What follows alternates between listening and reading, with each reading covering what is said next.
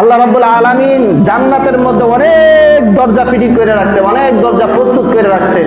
এর মধ্যে একটা দরজা রাখছেন ওই সমস্ত রোজাদারদের জন্য, যে দরজাটার নাম হচ্ছে কি রায়্যান।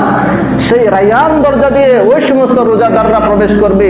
আল্লাহ রাব্বুল আলামিন ফেরেশতাদেরকে ডাক দিয়ে বলবেন, হে ফেরেশতারা, ওই সমস্ত রোজাদারদেরকে ডাইকা তুলো, ওই সমস্ত রোজাদারদেরকে ডাইকা আনো যারা রমজানে কি করছে, রোজা রাখছে।